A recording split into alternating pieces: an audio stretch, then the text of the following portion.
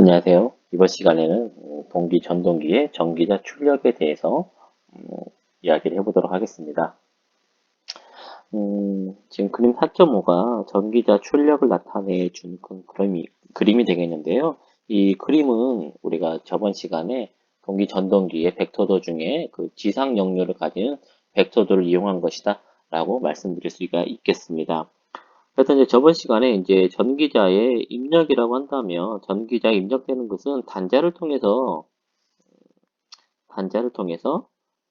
전압과 그리고 전류가 입력되기 때문에 전기자 입력은 P1은 VI 코사인 파이라고 이렇게 계산했다면 그럼 전기자에서 이제 나오는 출력은 과연 어떤 값이냐라는 것이죠. 전기자에서 나오는 출력은 전기자에서 생성되는 역기전력에 의한 것이다. 라고 생각을 하시면 되겠습니다. 그래서 전기자 출력은 역기전력과 그에 따라서 흐르는 전류 그리고 역기전력과 전류 사이의 위상각 차이, 역률각, 그래서 세타로 계산하게 된다라는 것을 이렇게 이제 여러분들이 생각을 하시면 되겠습니다.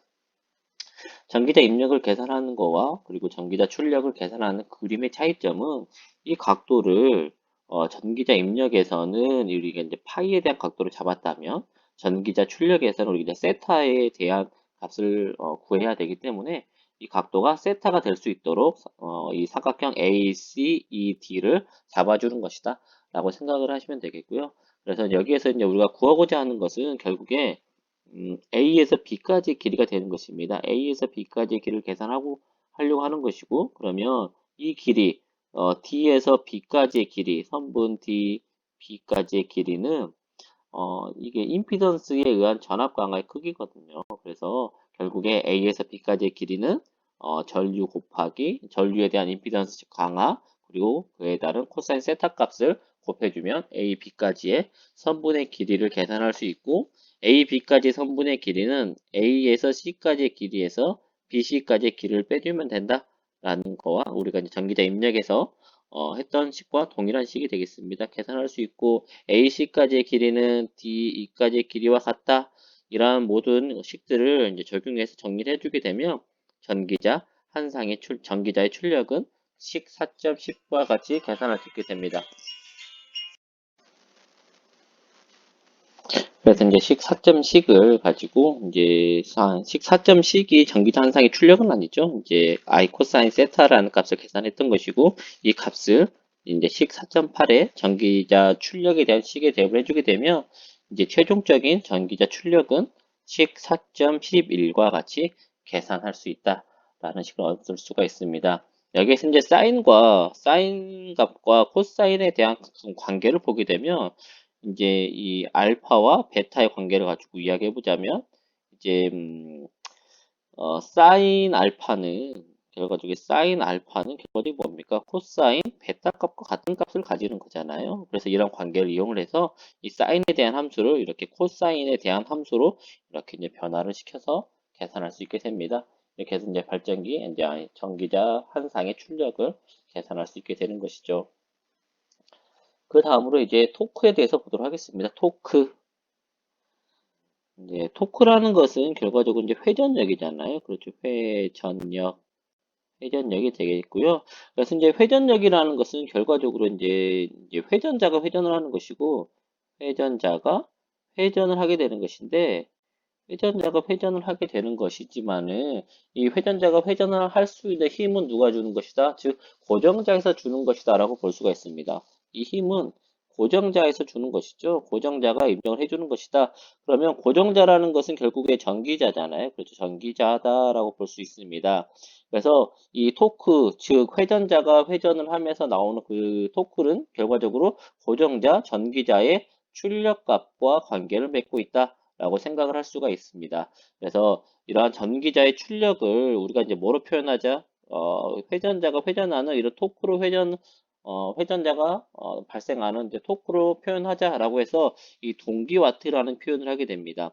그래서 회전자의 출력인 와트를 토크로 표시하는 것을 이야기하게 되는 것이고, 그거에 대한 식을 보게 되면 이 토크라는 것은 전기자의 출력을 동기 각속도로 나눠주는 것이다라는 것이죠. 그래서 오메가 S라는 것은 이제 동기 각속도입니다. 동기 각속도인데 동기 속도에 대한 각속도, 동기 속도로 회전했었을 때 나타나는 각속도다. 그리고 각속도는 이제 제가 어떻게 이야기를 했었냐면 일정한 각도를 이동하는데 이동하는데 걸리는 시간과 관계를 맺고 있다라는 것이죠. 그래서 이 파이라는 각도를 어떤 시간 t 만에 이동을 했다. 근데 이 파이라는 것은 사인의 관계를 맺고 있기 때문에 이 값은 결과적으로 뭐가 된다? 이 값이 이제 각속도에 대한 식이 되고 시간분의 1은 주파수잖아요. 그렇죠. 그래서 이제 이 각속도가 이 파이 f이다라는 그 식이 그래서 얻어지게 되는 것이다. 라는 이야기를 말씀을 예전에 드렸고, 이제 우리가 이제 두 개의 그걸 가지고 있는 어떠한 이제 발전기나 전동기를 보았을 때 1회전할 때마다 사인바가 하나씩 나오잖아요. 그래서 이 주파수인 F는 이 초당 회전수와 관계를 맺고 있다라고 말씀을 드릴 수가 있겠습니다. 그래서 그로 인해서 토크식을 계산해 보게 되면 원래 토크식이라는 게 동기 각속도분의 전기자 출력이 되는 것이고 동기 각속도는 어떻게 쓸 수 있다? 2파이 f인데 이 주파수 대신에 초당 회전수로 표현할 수 있다. 2파이 ns분의 p2다. 그리고 이제 이 초당 회전수를 분당 회전수로 표현하자면 초당 회전수는 이 분당 회전수를 60초로 나눠준 것과 같은 것이죠. 그래서 2파이 곱하기 60분의 ns분의 P2로 나타낼 수가 있습니다. 그래서 이 값은 이 단위가 뉴턴 점 미터의 단위를 가지고 있어요. 토크라는 것은 원래 뉴턴의 단위를 쓰게 되는데 이것을 킬로그램으로 표현을 하다 보니까 9.8의 중력과 속도로 나누어 버리게 되는 것이죠. 그래서 9.8로 나누게 되면 단위가 킬로그램 점 미터의 단위로 이렇게 이제 바뀌게 된다. 그래서 토크에 대한 식이 다음과 같은 식을 가지게 되고 토크의 식을 여러분들이 보시면 직류 전동기의 토크식과 같다라는 걸 확인해 볼 수가 있습니다. 그래서 토크는 어쨌든 같은 형태로 회전자가 회전함에 있어서 이렇게 발생되는 거기 때문에 그래서 다음과 같이 계산할 수 있게 됩니다. 그 다음을 보게 되면 이제 탈출 토크와 이제 절대 탈출 토크가 주어져 있는데 탈출 토크라는 의미 자체는 어떤 거냐면 탈출이라는 것은 어떤 의미냐면 동기에서 탈출한다라는 그런 의미를 가지고 있습니다. 그래서 동기라는 것은 이런 거잖아요. 동기라는 것은 어떤 거냐면 이제 동기 속도 회전자의 회전작의 속도와 뭐가 같다? 회전 속도가 같은 것을 의미를 하게 됩니다. 그런데 이제 회전을 하려고 하는데 회전자에 걸리는 부하가 증가를 하게 되는 것이죠. 여기서 부하라는 건 어떤 겁니까? 회전자가 회전하지 못하도록 막는 것이다라는 것입니다. 그래서 회전하지 못하도록 부하가 증가하게 되면 점점점 회전 속도가 떨어지게 될 것입니다. 회전 속도가 감소가 되겠죠. 감소가 되어서 이제 결과적으로 회전자의 속도가 이제 점점점 벌어지겠죠. 벌어지다가 더 이상 회복 불능의 상태에 빠지는 회복 불능 빠지기 회복 불능에 빠지기 바로 전에 그때의 이 토크를 탈출 토크다라고 부릅니다. 그러면 이 탈출 토크라는 것은 어떤 토크입니까? 전동기가 최대로 감당할 수 있는 그런 토크다라고 볼 수가 있겠죠. 그래서 탈출 토크는 최대 토크이다. 이렇게 생각을 하시면 되겠습니다. 그러면 우리가 토크를 구하는 식을 보게 되면 토크가 0.975 곱하기 ns분의 p2로서 이 동기 속도라는 것은 변화하지 않습니다. 변화하지 않는데 이 p2라는 식을 보게 되니까 p2는 이 지금 이 델타가 부하각인데요. 이 부하각인 델타에 의해서 이렇게 값이 변화를 하게 된다라는 것입니다. 그러면 사인의 최대값은 언제 사인의 최대값이 되느냐? 사인의 최대값은 이 각도가 이 90도일 때가 최대가 되는 것이고 그래서 최대값은 사인은 여기에 1값이 가질 때이죠. 그래서 사인 델타 플러스 알파가 1이 되었을 때 이 전기자 출력 P2가 최대가 되는 것이다 라고 생각을 할 수가 있습니다. 그래서 전기자 출력이 최대가 되면 그때의 토크도 최대가 될 것이다. 그래서 이 탈출 토크는 이 상황일 때 사인 델타 플러스 알파가 이제 1이라는 값을 가졌을 때이고요. 그에 대한 식을 정리해주게 되면 탈출 토크가 되는 전기자 출력은 다음과 같다라고 말씀드릴 수가 있겠습니다. 여기에서 이제 두 번째로 이제 절대 탈출 토크라는 게 있습니다. 절대 탈출 토크라는 것은 어떤 이상적인 최대 토크다라고 볼 수가 있겠고요. 그래서 이제 우리가 일반적으로 이제 P2라는 값을 부하각에 따라서 최대가 되는 값을 사용을 하면 최대 토크다라고 생각할 수 있겠지만, 이제 이 탈출 토크도 보게 되면 이제 이 부분에 이 역기전력이라는 게 포함이 되어 있다. 역기전력이라는 게 포함이 되어 있고, 이 역기전력을 크게 한다면, 역기전력을 상승시켜 준다면, 역기전력을 상승시킨다는 의미는 자속을 상승시켜 준다는 의미가 되는 것이고, 그래서 여자 전류, 자석과 관계를 맺고 있는 이 여자 전류를 늘려준다면 역기전력을 크게 할 수 있고, 이로 인해서 최대 토크가 되는 탈출 토크가 되는 전기자 출력을 크게 할 수 있을 것이다 라는 부분에서 이제 아이디어가 오는 것이다 라고 이제 말씀드릴 수가 있겠습니다. 이러한 과정에 의해서 이제 값을 계산해 보게 되면 이제 최대가 되는 이제 절대 탈출 토크가 되는 기전력의 값을 다음과 같은 형태로 기전력에 대해서 출력이 최대가 되는 지점을 찾아서 계산할 수 있게 되고, 이때에 이제 기전력은 다음과 같다라고 말씀을 드릴 수가 있겠습니다. 그리고 이제 그 값을 이제 이 역기전력을 위에 있는 최대 탈출 토크를 발생하는 전기자 출력식에다가 대입을 해서 정리를 해주게 되면 절대 탈출 토크에 대한 이런 출력식은 다음과 같이 계산을 할 수 있게 됩니다. 근데 여기에 지금 사인 알파라는 게 포함이 되어 있잖아요. 근데 사인 알파를 우리가 위에 있는 이 벡터도에서 살펴보니까 사인 여기 알파잖아요. 사인 알파를 찾아보니까 사인 알파는 어떻습니까? 사인 알파는 이쪽에 임피던스에 의한 전압 강화 분의 저항에 의한 전압 강화의 값이 되는 것이고, 약분시켜 버리니까 동기 임피던스 분의 저항이 사인 알파의 값이 되는 것입니다.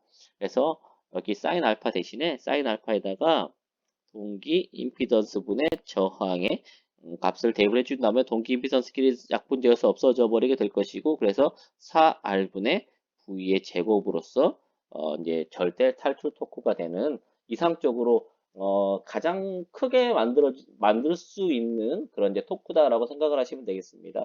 그에 대한 값이 이렇게 주어져 있습니다. 다음으로 이제 안전운전의 범위에 대해서 살펴보도록 하겠습니다. 안전운전의 범위. 그러면 이 안전운전의 범위라는 건 어떤 걸까요? 결과적으로 이제 우리가 동기 전동기에 대해서 보고 있는데, 동기 전동기라는 것은 조건이 있죠. 어떤 조건입니까? 회전, 자개의 속도하고 뭐가 같아야 되죠?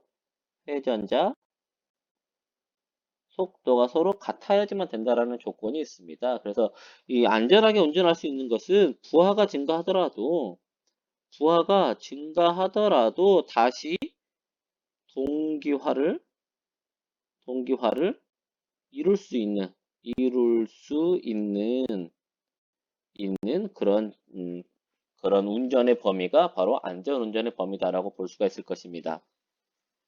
그래서 이제 토크에 대한 식을 보면 토크는 0.975 곱하기 ns분의 p2인데, 그러면 이 토크가 상승을 했었을 때, 토크라는 것은 이제 필요한 토크다라고 봤을 때 토크 요구하는 토크라고 봤을 때, 요구하는 토크가 상승을 한다면 이때 P2 값은 어떻게 돼야 될까요? 이 상승하는 토크에 맞춰서 P2도 상승을 해줘야 되겠죠. 그래서 토크가 상승했었을 때, 내가 필요로 하는 토크가 상승했었을 때 이 전기자 출력이 상승할 수 있는 부분, 이랬을 때가 안전한 운전이다라고 볼 수가 있습니다. 그래서 이제 요구하는 토크, 즉 부하 토크가 증가한다라는 것은 점점점 동기화에서 멀어진다라고 볼 수가 있겠죠. 원래는 ns라는 속도로 돌아야 되는데 회전하지 못하게 해서 이 속도 ns와 n 사이에 차이가 점점 벌어지게 되는 것이고, 이로 인해서 부하각 델타가 점점점 증가하는 경우다라고 볼 수가 있을 것입니다. 그래서 이 부하각인 델타가 증가함에 따라서 P2가 증가하는 범위를 가졌을 때, 이때가 안전한 운전을 할 수 있는 범위다 라고 볼 수가 있는 것입니다. 그래서 이제 이 식을 이제 전기자 출력에 대한 식에 대해서 이렇게 우리가 쭉 이야기를 다시 해보자면 이제 전기자 출력에 대한 식이 P2라는 식이 어떻게 되냐면 동기 임피던스 분의 EV 사인 델타 플러스 알파 그리고 마이너스 동기 임피던스 분의 2의 제곱 사인 알파가 되는데 여기서 알파 값도 고정되어 있고 역기전력 그리고 동기 임피던스가 다 고정되어 있기 때문에 이 값은 이렇게 나타내는 이제 두 번째 항에 대한 값으로 나타낼 수가 있을 것입니다. 그러면 얘는 일정한 값이죠. 일정한 값이고 이제 이 부하각에 따라서 이 첫 번째 항만 이렇게 파란색의 그래프로 변화를 하게 된다라는 것입니다.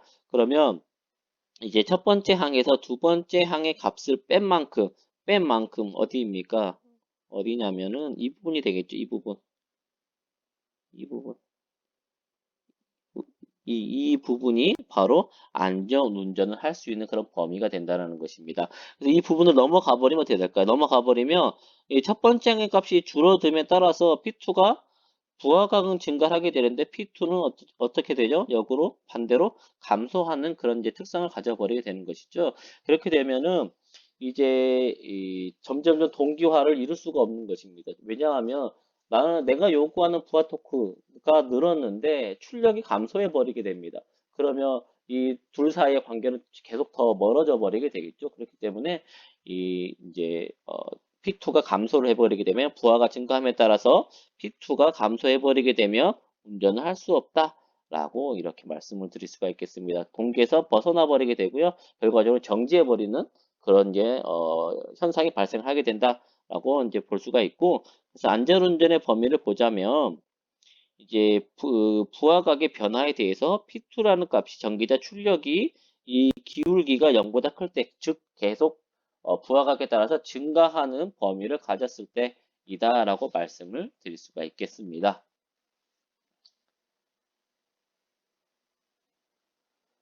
네, 오늘은 이제 여기까지 이야기를 할 건데요. 오늘 했던 이야기를 다시 조금 정리를 해보자면, 이제 우리가 전기자 출력에 대한 것을 계산을 했는데, 왜 그러면 우리가 전기자 출력을 계산했느냐? 그 이유는 무엇입니까?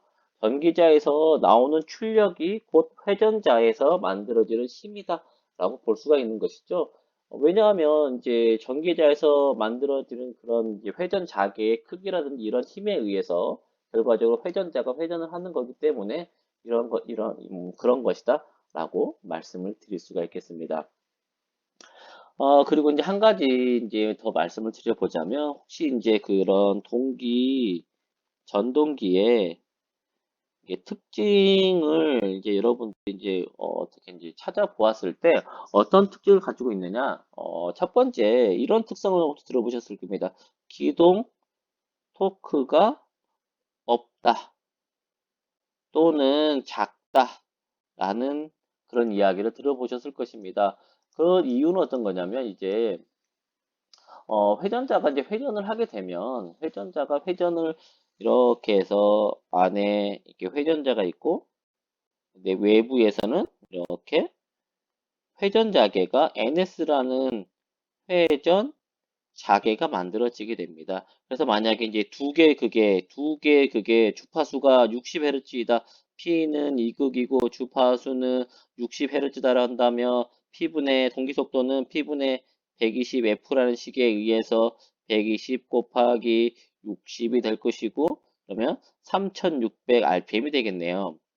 분당 3600번을 회전을 하는 것입니다. 동기 속도가 이렇게 분당 3600번을 회전을 하게 되는데 이에 따라서 회전자가 이제 회전을 하려고 보니까 따라가려고 하면 다시 반대의 극성이 들어와 버리게 되는 것입니다. 너무 빠르게 변화를 해버리게 되는 것이죠. 기동 토크가 없다라는 것은 회전자가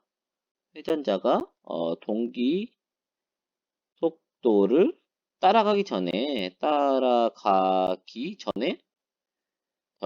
어떤 이제 처음에 이쪽에 이제 N극이 만들어졌다 이렇게 해서 이쪽에 N극이 만들어지고 옆쪽을 하겠습니다. 이쪽이 N극이 만들어지고 이쪽이 S극이 만들어졌어요. 그래서 이렇게 여기 S극, N극이라고 한다면 S극이 따라가려고 하는데 벌써 돌아서 이쪽이 S극이 돌아와 버리게 되는 것입니다. 그래서 회전작의 속도가 너무 빠르기 때문에 회전자가 미처 이렇게 동기 속도에 올라가지 못하게 되고, 이로 인해서 초기 기동 시에는 회전자가 회전하지 못하는 그런 좀 단점을 좀 가지고 있습니다. 그래서 이 이제 동기 전동기 같은 경우에는 초기에 기동할 수 있는 어떤 이제 별도의 방법을 좀 사용을 해서 기동에 좀 시켜줘야 되는 그런 단점을 가지고 있는 그런 전동기다라고 그렇게 말씀을 드릴 수가 있겠습니다. 그리고 이제 뒤에서 또 어떤 이야기를 했냐면 이제 토크에 대한 이야기를 했었고, 토크는 전기자 출력에 의해서 이렇게 영향을 받는 거기 때문에 전기자 출력을 토크로 이제 나타낸다라고 해서 동기 와트다라는 표현을 쓰게 되는 것이고, 그래서 그에 대한 식을 계산하게 되면 토크는 0.97로 동기 속도분의 전기자 출력인 P2이다라는 것입니다.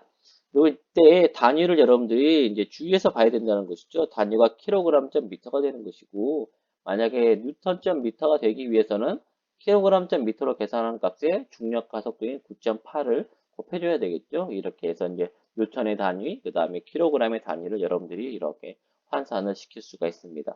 그리고 이제 탈출 토크는 최대로 우리가 감당할 수 있는 전동기가 감당할 수 있는 토크이다. 이걸 넘어버리면 어떻게 된다? 동기의 탈조가 일어나 버리게 된다.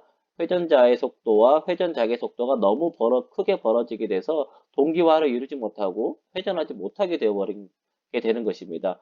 아까 기동 토크에 대해서 말씀드렸던 것처럼 이제 계속 극을 따라서 회전작의 극을 따라서 따라가야 되는데, 이제 회전자의 속도와 회전작의 속도가 너무 크게 벌어져 버리게 되면 따라가기 전에 반대극이 와버린다라고 볼 수가 있겠죠. 그래서 다른 극이 와버리기 때문에 속도가 계속 증가하지 못하고 감속이 되어서 정지해버리게 됩니다. 이게 바로 이제 탈출 토크가 된다. 이 이상 되어버리면 최대 토크 이상이 되어버리면 동기에서 벗어나 버리게 된다라는 것입니다. 그리고 절대 탈출 토크라는 건 어떤 것이냐면, 이상적으로 진짜 완전히 이상적으로 최대로 공급할 수 있는, 내가 계좌 전류까지 변화를 시켜서 계좌에 흐르는 전류까지 변화를 시켰을 때 가질 수 있는 그런 최대의 최대 탈출 토크이다라고 생각하시면 되겠습니다.